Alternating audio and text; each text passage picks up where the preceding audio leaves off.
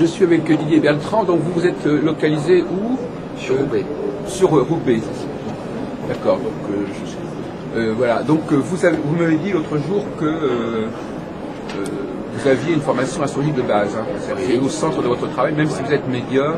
Oui, absolument. C'est quand même. Alors quel est le rôle de l'astrologie dans votre travail? En réalité, j'utilise l'astrologie en sciences humaines, donc je fais de l'astrologie humaine, et elle me sert surtout à établir des profils psychologiques. Oui.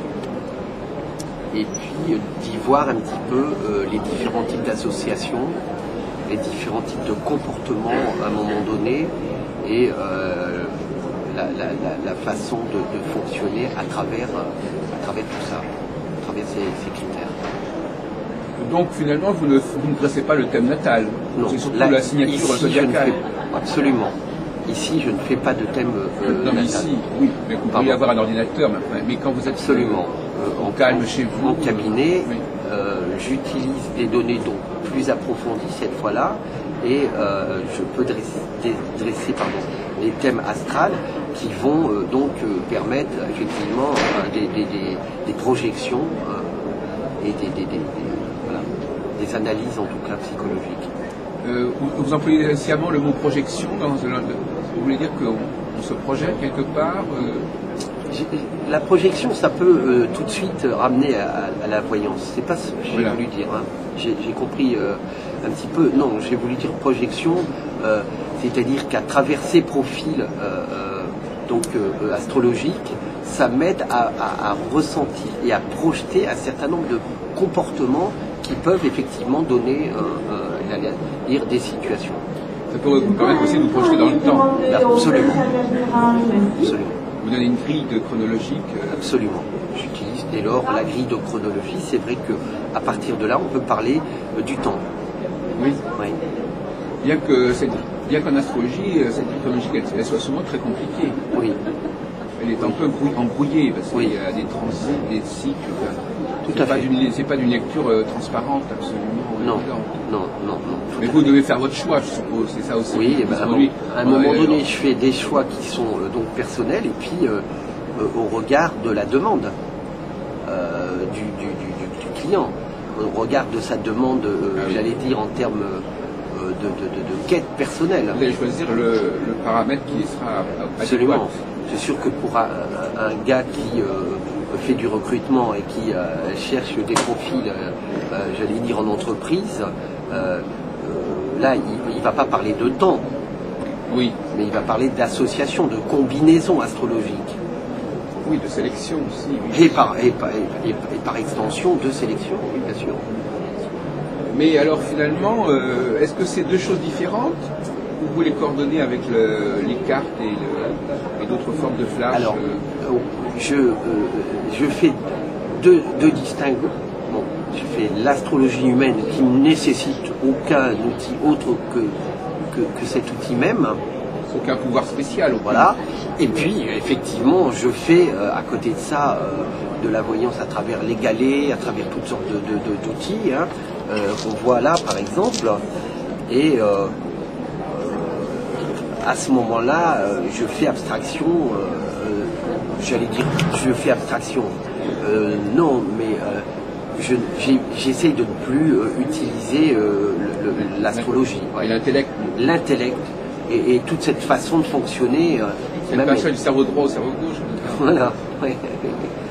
Ces cartes, c'est quoi? C'est des cartes normales? Ça, ce sont des oracles. Ah oui.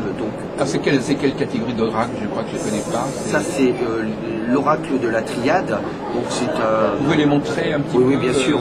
Alors, c'est un outil qu'on retrouve qui a été réalisé par un Anglais dont je ne me souviens plus du nom, par exemple. Oui, effectivement, j'utilise ça. J'utilise aussi des petits papiers divinatoires que j'ai créés. Oui, très bien. Bon, en réalité, si on parlait d'astrologie, je suis Verseau. D'accord. Un peu créatif, on va dire. Oui, en effet, original. Et original. Et donc, j'ai créé, il y a quelques années, dans un salon où je m'ennuyais pour vous raconter la vérité. J'ai créé des petits papiers divinatoires qui me servent à... avec des petites sentences. Voilà, avec des petites choses. Alors là, par exemple, là, j'ai fait le dos rond. Oui. On est dans un cycle, pour moi, où la personne doit, j'allais dire, laisser agir les choses. Vous savez qu'il y a des périodes, effectivement, où on doit agir et d'autres où on doit faire le dos rond. Hein. Il y a des périodes de chasse et il y a des périodes où on hiberne. C'est bon pour l'être humain, c'est bon pour le primitif, c'est bon pour l'animal. Et donc j'utilise un petit peu toutes ces... Vous en avez combien de papiers comme ça? Une quarantaine. Chaque fois, ça correspond à une philosophie, à des conseils, un peu une sorte de yiking, un peu à la Beltrand. Absolument. Je vais penser un peu à ce que fait Patricia Lasserre à côté. Elle a fait un tarot des philosophes et elle a sélectionné des sentences de philosophes connus et on les sort. Voilà. Et ça parle. Ça renouvelle un petit peu. Ça renouvelle et puis ça parle. C'est-à-dire que le médium utilise un certain nombre d'outils. Ce serait vraiment regrettable de ne pas utiliser l'astrologie en tant que science humaine. C'est une science humaine, quelle que soit la région d'ailleurs, que ce soit au Tibet, que ce soit en Argentine ou en Chine, on trouve avec une certaine forme d'astrologie différente. Avec des codes, avec toutes sortes de codes culturels différents. Mais bon, donc voilà. Après, le médium que je suis utilise effectivement des petits papiers, des galets. En réalité, quand j'utilise ces galets-là... Les galets, ça fonctionne comment, les galets, monsieur Beltrand? C'est moi qui ai donc là aussi un petit peu associé ces petits galets de verre. Donc là, on voit par exemple... Ils sont tous différents? Ils sont tous non, certains sont doubles. Là on voit il y a le cœur. Ils ont chacun leur particularité. Voilà, les cœurs, vous voyez. Vous les avez fait faire spécialement? Non, je les ai achetés et puis je les ai associés. D'accord. Donc on retrouve voilà, des petits galets transparents. Pour moi, ça c'est la psychologie. Pardon? Pour moi, ça c'est la psychologie humaine. Celui-là? Voilà. Ah, oui. Tandis que cette petite fleur transparente, pour moi, c'est le narcissisme. D'accord. Vous voyez? Là, on voit le cœur. C'est vous qui avez fait ces Voilà, c'est moi qui ai fait ça. Encore une fois, vous avez vos propres codes en fait. Voilà, j'ai mes propres codes. Hein, d'où la difficulté de créer un petit, une petite notice ou un jeu dupliqué, parce qu'en réalité, ce sont des propres codes. Vous avez ça aussi. Alors, oui, là, c'est un jeu qui s'appelle l'Oracle de la Lumière. Oui. Hein, donc, on voit... Montrer un petit peu, oui. Voilà, par exemple, donc, la clé du destin. D'accord. Hein. Et ça, donc ça, c'est... Hein, on voit le mariage, etc. Et tout ça, comment vous combinez toutes ces informations? C'est au choix, ça dépend des cas, ou systématiquement vous les prenez les uns après les autres? En réalité, je pars sur un outil classique. C'est-à-dire, je pars sur la date de naissance, donc après... une fois que j'ai déjà établi le signe, le profil, après je fais un peu de numérologie, mais au vu de la consultation et des différents types de profils, effectivement, et de demandes, bien sûr, j'utilise toutes sortes de cartes, de galets, etc. Mais parfois, vous faites la synthèse entre les différents... Absolument, j'essaye de faire une synthèse à un moment donné, parce que j'essaie quand même de travailler sur 3 thèmes principaux, c'est-à-dire le thème des sentiments, de la vie affective, sociale, le thème de la vie professionnelle et des désirs matériels, oui. Et puis enfin, j'allais dire, le thème de la forme et de la dynamique, c'est-à-dire les périodes. Hein, on a parlé tout à l'heure. Ça, c'est une méthodologie que vous suivez. Absolument, que je respecte. Oui. Après, on peut m'emmener sur des sujets tels que la famille, les enfants. Voilà, c'est un 4e thème, mais en général, on part sur ces 3 thèmes. Donc l'astrologie n'est pas très importante quand vous êtes à Parapsy? Non. Ça vous sort peut-être un petit peu un repère psychologique? C'est un repère, mais c'est vrai que on est là dans un salon, donc avec des critères quand même de temps, et oui. On ne peut pas, je veux dire, faire n'importe quoi, et en tout cas survoler. L'astrologie ne se survole pas, elle se travaille. Mais alors finalement, est-ce qu'on peut vous parler davantage de l'astrologie? Quel est votre rapport à laquelle? Comment vous la pensez, l'astrologie? Comment elle fonctionne? Quel rapport ça constitue?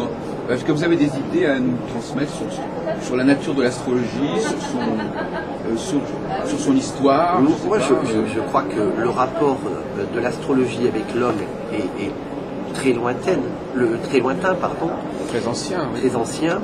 On sait, par exemple, hein, que Nostradamus utilisait déjà, en réalité, à Byzance, un peu partout, j'allais dire, en Mésopotamie, on avait des grands prêtres qui utilisaient l'art, la science du ciel, de l'astrologie, c'est-à-dire du rapport de l'homme avec l'univers, avec les astres. Bien sûr. À chaque fois que l'homme a progressé en science, à chaque fois la science et l'astrologie ont été confrontées et on le sait, au début, l'astrologie et l'astronomie étaient identiques. Hein. Après, bon, on sait qu'il y a eu différents tournants historiques, mais bien sûr, pour moi, l'astrologie s'est toujours posé, je vais dire, pour l'homme, le rapport avec la nature, avec son environnement, encore plus aujourd'hui, avec les animaux, avec tout ça, avec le ciel, et l'astrologie est une vraie science écologique, finalement. Mais vous savez que il y a plusieurs formes d'astrologie. Oui, bien sûr. Et puis, donc, finalement, votre astrologie, c'est laquelle, en quelque sorte? J'appelle ça l'astrologie humaine. Donc, enfin, c'est laquelle? C'est-à-dire, quel est son profil? Parce qu'en fin de compte, moi qui ai l'habitude de rencontrer des astrologues, je sais très bien qu'on ne peut pas rester simplement sur le terme d'astrologie. Oui. Quelle est votre astrologie? Techniquement, qu'est-ce que... Vous pourriez dire que c'est une astrologie classique, en fin de compte? Oui, c'est une traditionnelle. C'est une... Il y a des choses que vous avez laissées de côté, des choses qui vous paraissent plus importantes. Vous utilisez les planètes au-delà de Saturne, Uranus, Neptune et Pluton. Non. Oui, pardon. C'est une astrologie en fait classique, oui. Hein, que j'ai simplifié, voilà, que j'ai simplifié, j'ai amené à des donnes, j'allais dire contemporaines, sociologiques, presque. Alors justement, c'est cet apport que vous avez. Quel est votre apport justement personnel entre astrologie? En quoi est-ce qu'elle est beltranisée en quelque sorte? Vous avez quelques petites innovations, quelques petites modulations. Je la combine très souvent avec la numérologie. Ah, encore un autre élément. Voilà. Donc qui est une science divinatoire qui là aussi crée des projections temporelles. C'est-à-dire que on sait que la numérologie, ce sont les cycles. Oui. Et l'astrologie aussi. Mais c'est vrai que parfois le système cyclique numérologique est plus simple à maîtriser que celui de l'astrologie. Oui. On peut le préférer. Absolument. La numérologie, alors je ne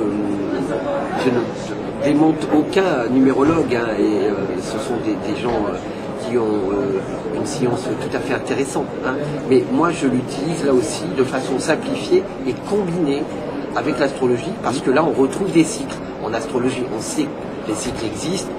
Les cycles liés au mouvement des planètes, tout simplement. Et puis, avec la numérologie, on y trouve des associations intéressantes, me semble-t-il, de combinaisons. Mais vous pouvez nous donner un exemple, Didier Beltran, de cette simplification que vous avez opérée, qui fait que finalement vous êtes arrivé à quelque chose de relativement structuré. Alors, est-ce que je dois prendre un exemple connu, d'une personnalité connue? Oui, donc, par exemple, si on peut utiliser par exemple, je veux dire, le président de la République, est-ce que ça ne vous dérange pas? Non, si vous ne dites rien de diffamatoire. Évidemment, et j'allais dire peut-être de trop privé, après tout. Hein, bon, même s'il est président de la République, on sait beaucoup de choses et il ne nous appartient pas, même si c'est notre président. Il ne s'appartient pas non plus. Et peut-être qu'il ne s'appartient pas non plus. Alors, donc, on prend par exemple son prénom, qui est Nicolas, qui est un prénom fort en résonance déjà. Et puis on prend sa date de naissance. Alors du coup j'essaye de m'en rappeler. Je sais pas, vous avez, je crois que c'est 55. 28 janvier de mémoire, 55. Hein. Donc on sait en tout cas que ce monsieur est Verseau. Oui. Du coup voilà, ça m'apporte un certain nombre de réflexions anciennes. Donc on sait qu'il est Verseau, ascendant vierge. Oui. Donc il a un côté très communicatif, original. C'est un personnage qui a ramené beaucoup d'originalité dans sa façon de voir le pouvoir, de l'appréhender. Et puis on voit qu'au final, il a derrière, dans un premier profil, le signe de la Vierge, qui est là peu fécond, hein, par définition, austère, et puis très méthodique. Donc il y a cette confrontation entre le Verseau qui est ouvert, original, et puis la Vierge qui est plutôt refermée. Excusez-moi. Donc ça, c'est effectivement, votre astrologique, c'est uniquement ça. Non, ça n'est pas que ça. Hein. Bon, là, ici, j'ai pas les outils, pardon, j'ai pas les ordinateurs, mais bon, on peut aller très loin dans la prospection. Cela dit, il y a une autre chose qui me paraît tout de suite importante, c'est que pour moi, c'est un personnage, un sujet qui est touché aussi par le Capricorne. Parce qu'il n'est pas, pour moi, j'ai une école d'astrologie, du coup, qui est une vieille dame belge qui m'avait expliqué ça. C'est le sidéralisme. Voilà. C'est-à-dire que le premier... Voilà. Alors elle m'avait dit, avec son petit accent belge, qu'en réalité pour elle, le vrai signe est entre le 1er et le 10. C'est-à-dire que au-delà, on est déjà influencé par le prochain signe. Oui, c'est une théorie. Donc, c'est une théorie que moi j'ai pu mettre en évidence. Alors, avec plus ou moins... C'était Madame Albert, non? C'était pas... Jeanne, je me souviens plus de son nom, mais non, Defray, je crois. Mais donc ça m'avait beaucoup marqué parce que je l'avais déjà appréhendé dans mes consultations. D'autre part, c'est vrai que on ne peut pas être astrologue sans être un peu subtil. Aucune consultation, aucune analyse ou étude ne se ressemble.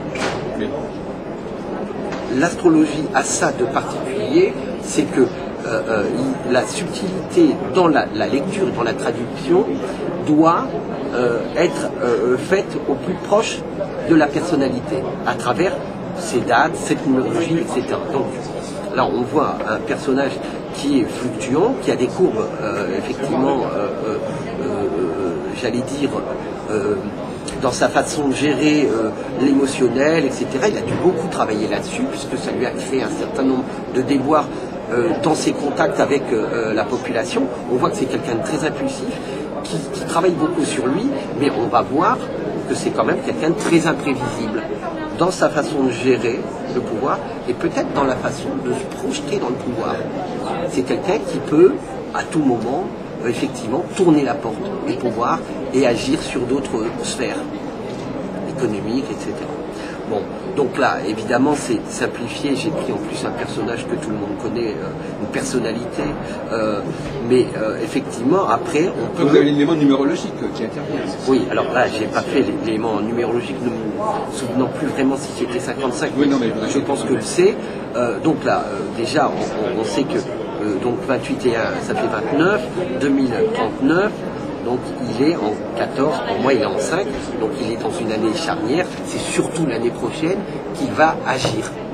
Et là, effectivement, je peux rentrer, j'allais dire, avec des éléments plus précis autour des planètes, etc., du thème, des maisons, etc., qui nous donneraient un petit peu plus d'éléments sur sa façon de faire les choses dans les mois qui viennent, mais surtout peut-être sur sa vie privée, etc., etc.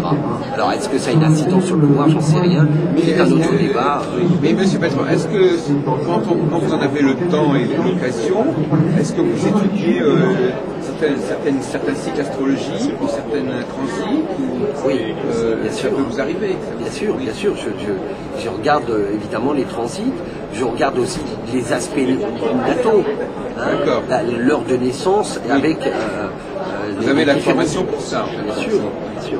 Alors c'est vrai qu'aujourd'hui je vais un peu, vous avez dit tout à l'heure, beltraniser, je ne sais pas si c'est dans le terme, mais je lui ai donné une vue personnelle, hein, à cette astrologie, mais bien sûr,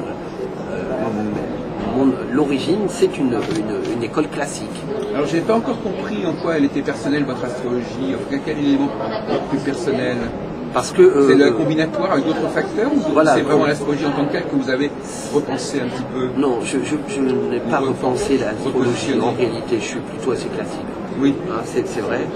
Mais c'est vrai, c'est dans sa combinaison avec d'autres éléments. Oui. Oui.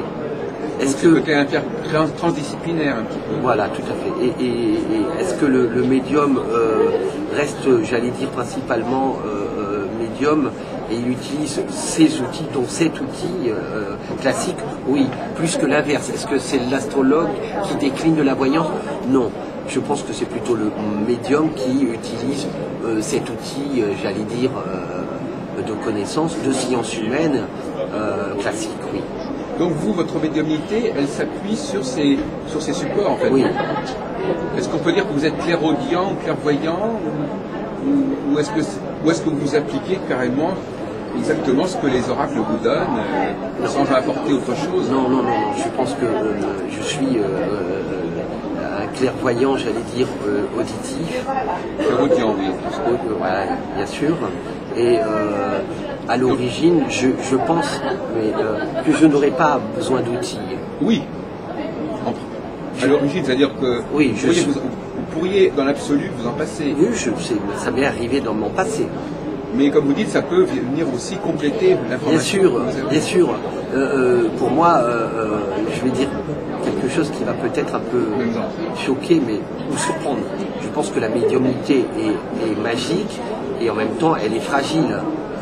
Aujourd'hui, la professionnalisation des arts divinatoires amène quand même un professionnel à utiliser différents outils pour avoir une méthode qui correspond et qui réponde à l'attente. Donc en ça, le médium que je suis peut se passer totalement d'outils, de galets. Ça veut dire que c'est plutôt le client qui attend que vous ayez ces outils. Voilà. C'est-à-dire qu'il a besoin pour vous crédibiliser, il faut qu'il dise ce monsieur il se sert de tel et tel. Pas uniquement, mais après tout, soyons vrais. Hein, dans cet entretien, l'apparat ou l'utilisation de certains outils fait partie un petit peu du folklore. Oui, d'accord. Me semble.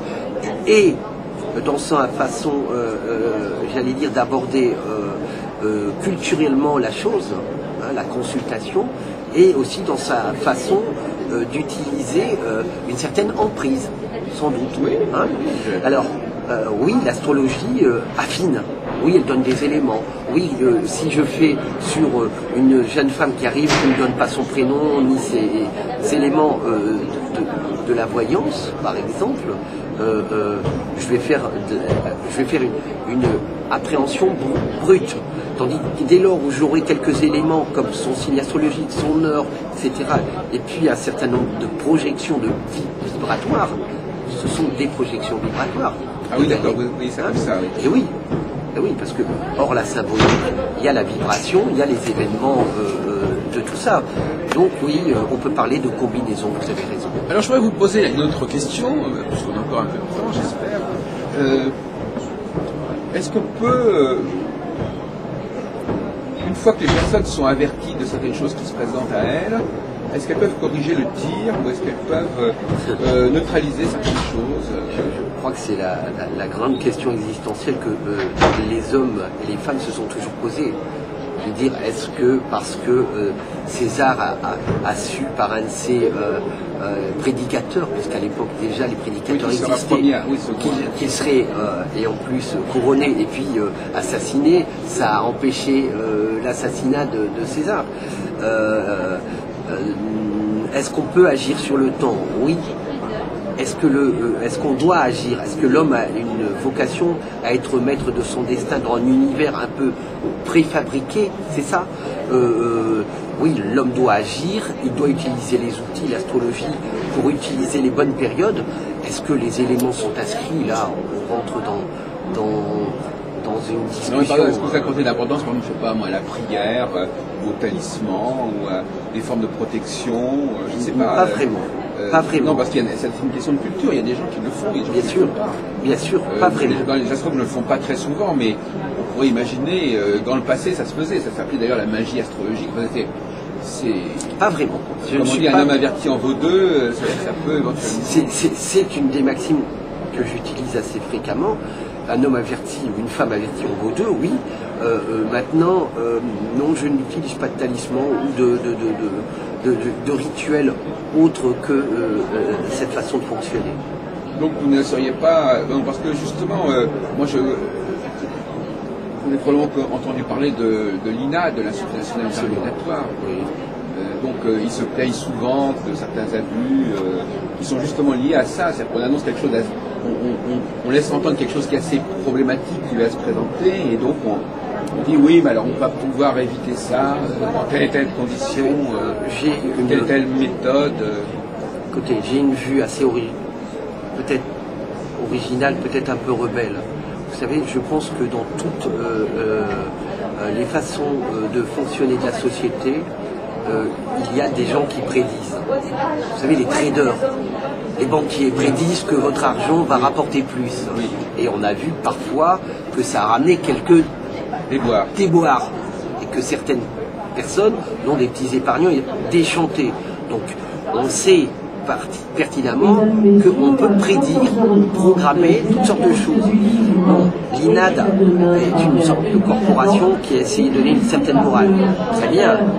Mais je pense que chaque personne, chaque praticien doit lui-même, j'allais dire, avoir un certain respect du client.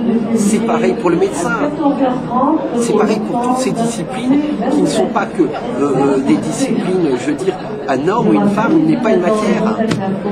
Elle est aussi une matière humaine, spirituelle, dont on doit aborder avec une délicatesse. Bien sûr qu'il y a des mécréants, bien sûr qu'il y a des escrocs, bien sûr qu'il y a de toutes sortes. On peut faire des procès de sorcellerie, de la voyance, de l'astrologie, mais pardonnez-moi, ils ont déjà été faits il y a bien longtemps. Hein. Oui. Et on s'en souvient. Aujourd'hui, on pourrait faire le procès de ces banquiers, de ces traders, de ces politiciens qui prévoient des reprises de croissance, etc. Alors, on ne sait pas s'ils ont des boules de cristal ou eux-mêmes utilisent des méthodes divinatoires. Toujours est-il que vous voyez bien que l'individu, depuis l'origine, s'est toujours posé une question sur son devenir. À ce titre, individuellement, et me semble-t-il modestement, j'essaye de répondre, d'appréhender un peu l'avenir de la personne et peut-être de la guider. Mais son avenir lui appartient, évidemment. Votre avenir vous appartient, le mien m'appartient. Notre rencontre va-t-elle donner d'autres entretiens ? Je ne le sais pas aujourd'hui. Vous voyez un petit peu, je veux dire, la vie est une magie et elle a toujours posé en sorte toutes sortes de questions philosophiques, existentielles, matérielles, l'argent, la matière et climatologiques. Combien aujourd'hui prédisent toutes sortes de déboires pour la planète, tandis que d'autres scientifiques, anciens ministres, ne cessent de dire que tout ça est déraisonnable. Vous le savez, comme moi. Donc vous voyez bien que chacun voit un peu différemment, et pourtant on fait partie d'un univers avec ces planètes qui nous est tous proches. Par exemple, est-ce que vous avez eu parfois des pressentiments concernant l'avenir du monde, par exemple? Est-ce que, par exemple, si on vous dit, est-ce que 2012, ça va être catastrophique, est-ce que vous avez un feeling dans ce sens, ou est-ce que vous pensez que c'est une plaisanterie? Je ne dirais pas que c'est une plaisanterie, parce que je pense qu'il m'est déjà arrivé d'avoir des pressentiments sur un certain nombre d'événements, mais je vous l'ai dit dans le sens où on fait partie d'un tout. Aujourd'hui, on est très informé. Comment aujourd'hui, je dirais, un professionnel pourrait se passer de la télé des informations? Comment demain des journalistes, hier puisque c'est arrivé ou avant-hier, on est venu me demander si la crise ou si telle personne allait être président de la République. Bon, évidemment qu'il y a une façon personnelle, vous savez, avec des choix personnels inconscients, hein, qui peut jouer et puis qui peut faire que je préfère X que Y, et inconsciemment dire voilà, Madame Dupont va être présidente de la République. Je réponds néanmoins à votre question. Ça m'est arrivé parfois d'avoir des ressentiments, hein, des flashs sur des situations de la planète, sur des individus. Par exemple, je suis un petit peu amateur de football, de sport. Bon, on sait que l'équipe de France est très brillante, mais connaît moult péripéties. Bon. Et il y a 8 ans, en Corée, je m'étais quasiment planté. On m'avait posé un certain nombre de questions. Et j'avais dit oui, bon, il faut plusieurs tours. Effectivement, ils ont fait plusieurs tours autour d'eux. Et puis ils sont retournés chez eux. Ils n'ont pas fait les autres stades d'élimination. Bon. Et il y a 4 ans, je me suis dit, bon, je vais me concentrer un petit peu sérieusement. Et puis là, je me suis dit, tiens, mais non seulement elle va aller probablement en finale, mais je vois un incident avec Zidane.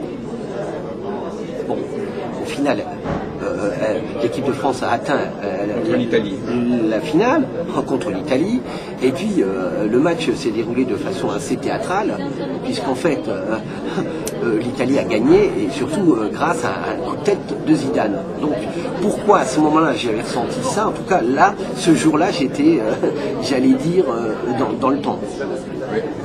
Mais je passe probablement effectivement à côté d'autres événements. Voilà.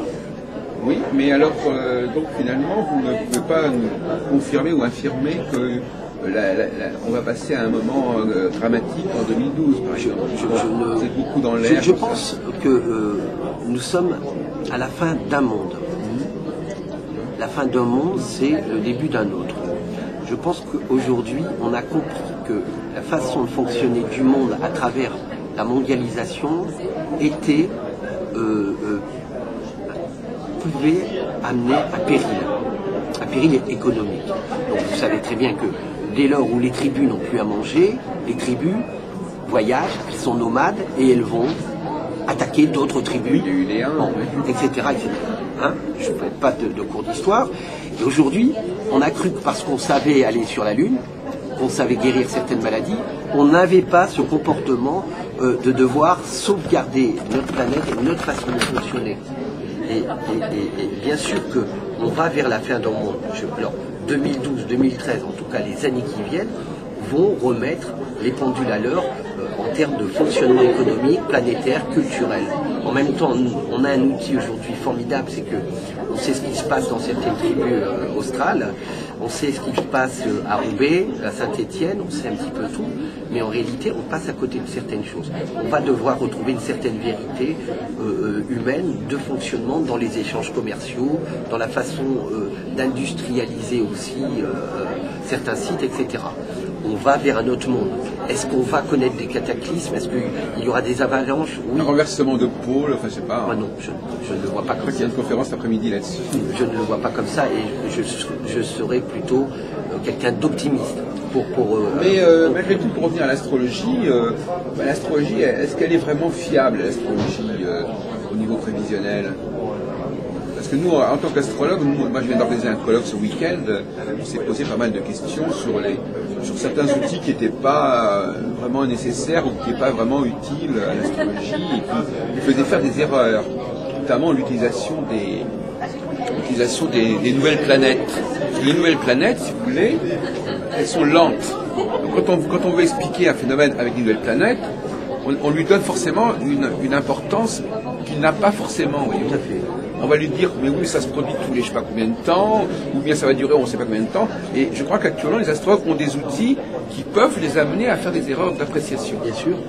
Alors, on en revient à la question. Est-ce que trop d'informations tue l'information?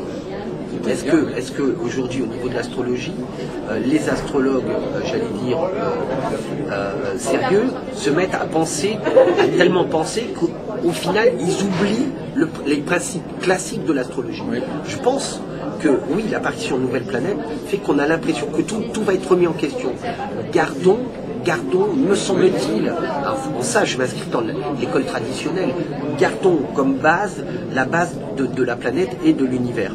Je pense que les différents éléments sont là, se sont inscrits dans le passé et dans le futur, et ne remettons pas tout en question.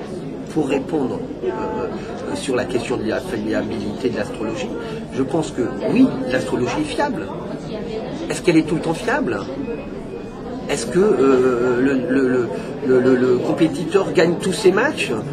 Voilà, l'astrologue a aussi une façon parfois d'utiliser l'astrologie de façon erronée. Il peut se tromper, mais l'astrologie est fiable. Elle est une science, alors, comme toutes les sciences. Donc une autre question que j'aimerais bien étudier dans un autre volet de notre entretien, c'est justement le dialogue avec le client, si je l'appelle un client, et comment peut-on dire qu'une consultation a bien fonctionné, a donné satisfaction.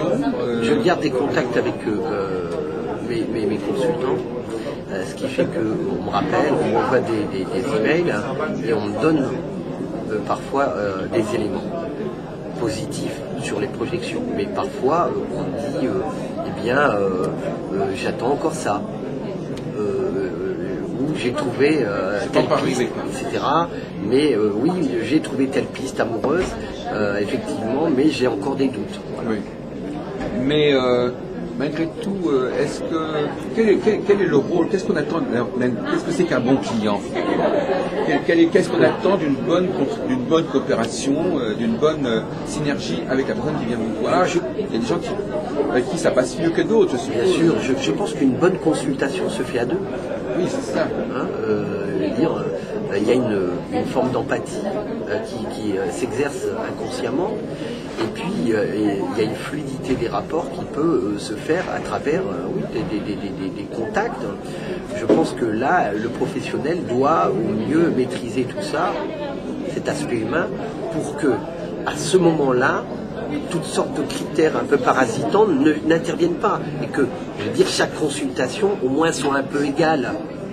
Mais effectivement, il y a des entretiens plus faciles, plus fluides, qui donnent des perspectives. Je veux dire qu'il faut être sûr, qu'il faut s'assurer que tout entretien restera au moins un certain niveau de qualité, quitte à ce qu'il y ait des pointes un petit peu. Absolument. Je pense qu'il faut. Si la personne tombe sur un bon jour, vous allez lui apporter un peu plus qu'un autre jour. Mais il y aura toujours un minimum qui sera garanti. Voilà, tout à fait. Garantir un minimum, ça me semble important.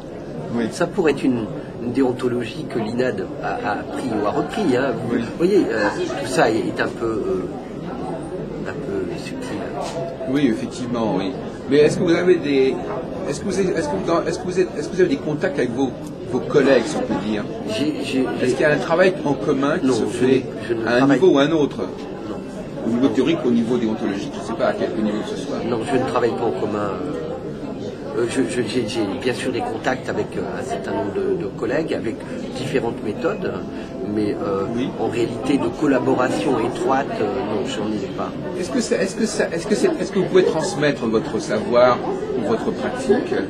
Est-ce que vous pourriez former des gens, ou est-ce que ça exige des qualités qui ne sont pas simplement qu'on peut pas simplement acquérir de façon livresque? Je pense que de deux choses, il faudrait quand même que j'écrive à un moment donné, on me l'a encore proposé récemment, un ouvrage sur l'histoire et de l'astrologie et des arts divinatoires. Très bien, oui. Donc ça serait intéressant puisque j'ai déjà fait des consultations, des conférences là-dessus. Oui. Maintenant, est-ce que j'ai la maîtrise de mon art? Je ne le pense pas, modestement. Est-ce que je pourrais initier un certain nombre de gens oralement sur différentes méthodes, sur mon appréhension de l'astrologie et des sciences divinatoires? Très certainement. J'ai envie de le faire plus après. Mais est-ce qu'on peut développer, enfin c'est une question un peu bateau, est-ce qu'on peut développer certains dons ou certaines, justement ce qu'on appelait tout à l'heure la clairvoyance ou la clairaudience?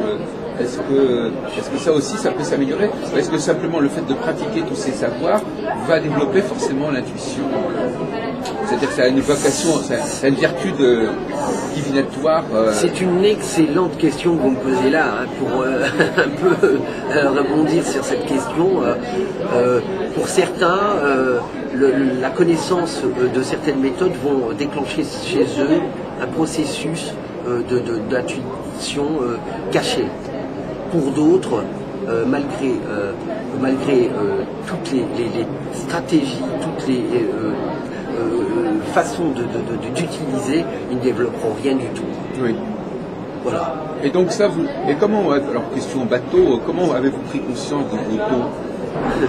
J'ai pris, mais très très jeune, j'ai pensé que petit, j'avais une faculté d'appréhender les contacts avec les autres de façon singulière. Je me suis dit, Didier, tu as une forme d'empathie.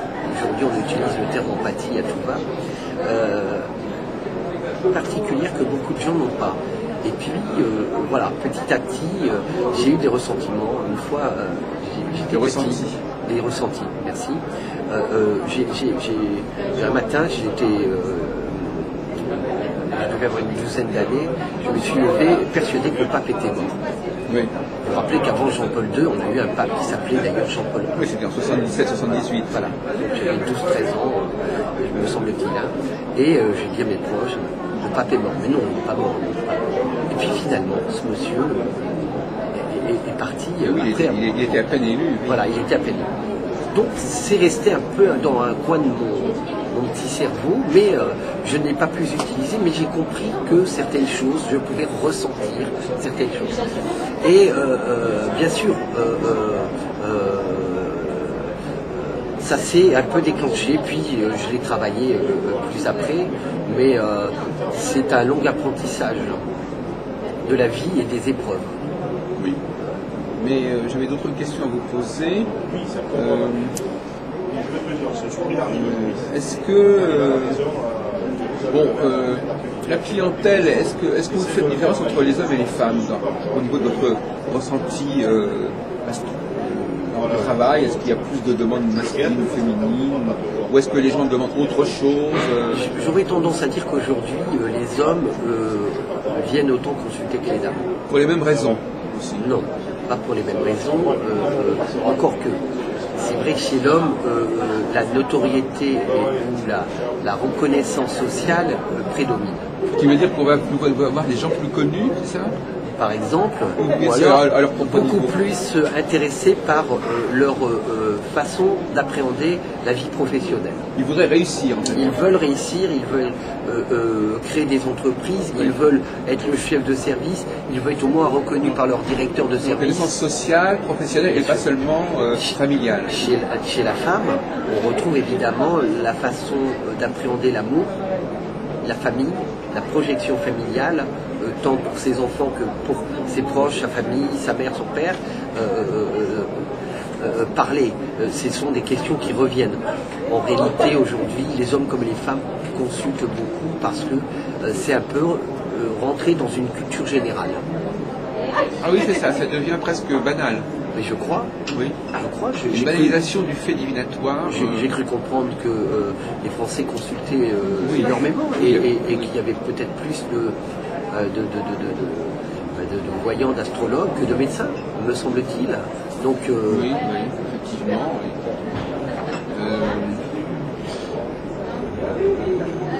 Vous pensez que, bon, par exemple, pour les astrologues,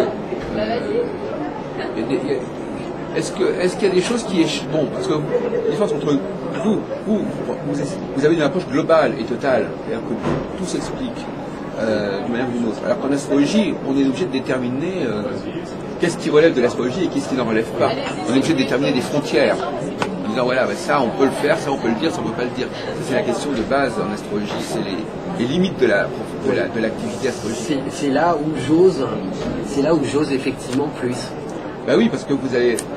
C'est là où j'ose plus. C'est-à-dire que... Vous rentrez dans les plus petits détails. Voilà, je vais rentrer dans les plus petits détails. Je vais me permettre d'utiliser toutes ces configurations astrologiques et puis divinatoires pour en faire une sorte de bouillon personnel qui apporte un maximum d'éléments, effectivement. Et c'est vrai que là, la touche astrologique qui se veut raisonnable, ça un peu, hein, raisonnable, je lui donne un peu plus de possibilités de projection. Alors il y a des erreurs, je suppose que M. Bertrand, il y a des erreurs qu'on peut commettre, il y a des erreurs à éviter quand on est voyant, je suppose, et notamment par exemple celle qui consisterait, je ne sais pas si vous êtes d'accord avec moi, à confondre la télépathie et prémonition. C'est-à-dire qu'on voit chez la personne des attentes, et on croit que ces attentes correspondent à quelque chose qui va lui arriver réellement. Ça, c'est très rapidement l'un des éléments. Moi, ça me préoccupe, ce genre d'erreur. C'est un des éléments à très rapidement bien distinguer et puis à maîtriser. Est-ce qu'il y a des moyens d'arriver à distinguer entre un beau projet que la personne a dans sa tête et le fait qu'effectivement, il lui arrive vraiment ce qu'elle attend? L'expérience. Oui. l'expérience du praticien. Oui. Alors cette expérience, comment est-ce que, excusez-moi de rentrer un peu plus dans le détail, qu'est-ce qui pourrait faire qu'à un moment donné, je pense que j'ai plus de télépathie et d'empathie, en fait, oui. avec un monsieur qui avait un peu le même profil que moi, on va dire, qui a des déboires personnels que j'aurais pu éventuellement connaître. Eh bien, là, effectivement, c'est la reconnaissance, la connaissance de soi. On ne peut pas connaître les autres si on ne se connaît pas un peu soi-même. Parce que l'autre jour, par exemple, je vous dis ça parce qu'il m'est arrivé quelque chose un peu de ce genre-là. J'étais un peu par hasard à une séance publique de consultation, vous savez, comme il y en a au Jean-Jacques Rousseau ou ailleurs. Et alors, ça tombe, à un moment donné, ça tombe sur moi, et la dame, je ne vais pas donner son nom, elle me dit je vois des choses très importantes pour vous cette année. Des changements majeurs dans votre image, dans votre médiatisation, etc. Et je continue à me demander, alors je lui ai dit à la fin, mais est-ce que ça c'est des trucs que moi j'attends ou que j'espère, ou c'est vraiment ce qui va m'arriver réellement? Alors elle me répond comme ça très clairement, moi je fais pas de télépathie. Mais j'en sais rien. Ah ben, absolument. J'en sais rien, je sais pas quel est le crédit que je dois attendre de cette personne. Bien, voilà. Est-ce qu'elle a dit à une vérité au moins subjective, mais est-ce que c'est une vérité objective? Ça, j'en sais rien. Ah non, c'est totalement subjectif. Non, mais je veux dire, est-ce que ça va vraiment se produire? Enfin, ça, le temps va nous le confirmer. Ah bah oui, mais moi je préférais savoir je préférais le savoir à l'avance si c'est simplement des fantasmes personnels ou si c'est vraiment quelque chose qui va se pointer. De deux choses l'une, on ne peut pas envisager une consultation sans que le médium, donc la définition du médium, se fasse un peu médiatrice au point où il est très proche de vos envies. Mais là où effectivement les éléments astrologiques et divinatoires doivent être utilisés à bon escient, c'est bien évidemment dire non, monsieur, par exemple, cette entreprise que vous voulez créer, que vous allez créer, voilà. Par exemple, ne peut pas donner les fruits pour telle chose, par telle chose, etc. Bon, là, effectivement, vous sortez très mécontent de la consultation, effectivement. Donc je prends le risque de vous voir partir mécontent et puis en même temps de ne plus revenir. Non, mais moi, cette dame, moi, je ne lui ai rien demandé. Elle me lance ça comme ça. Oui, mais là, je me suis demandé il y a un jeu de scène. Ça sortait. On peut parler de jeu de scène à un moment donné. Ça m'inquiète cette histoire. Il faut que le professionnel sache à un moment donné si il peut répondre aux questions. Et répondre aux questions, c'est-à-dire à un moment donné dire non. Mais là, encore, c'est pas une question. Non, mais là, on est des effets de scène. C'est vous qui directement le dites sans qu'on vous pose la question. Et je pense qu'il vaut mieux répondre aux questions. Vous n'allez pas aller soigner quelqu'un si cette personne ne le souhaite pas quand même. Je suis bronchiteux, vous me voyez, vous me dites Didier, vous êtes bronchiteux, il faudrait utiliser ça. Vous êtes gentil, monsieur, mais je ne vous ai pas demandé de soigner ma bronchite. On est un peu dans le... Bon, je pense que la voyance, l'astrologie peut faire des effets de scène. Ah oui, d'accord, qu'on ne doit pas introduire des choses qui n'ont pas été demandées. Évidemment. D'accord. Évidemment, elle vous a dit oui, vous allez réussir. Évidemment, non, je ne lui ai même pas demandé, c'est elle qui m'a dit ça. Elle vous a rien demandé, vous ne lui avez rien demandé, et elle a pénétré dans votre champ. Voilà, c'est ça. Bon, je pense qu'il faut lui donner le crédit le plus léger possible. Oui. Bon, laissons faire ceux qui ont cette possibilité de répondre à des questions que vous posez, vraiment, et d'éventuellement vous dire non. Vous voulez nager, je vous invite à nager, mais pas cet hiver, monsieur. Oui. Sinon, vous allez prendre froid et les risques de mort qui s'ensuivent sont évidents. Oui. Vous comprenez voilà, c'est une science humaine. Il y a des gens capables de répondre et puis d'autres qui mélangent un peu le spectacle. Oui, c'est ça, vous pensez ça. Bien sûr.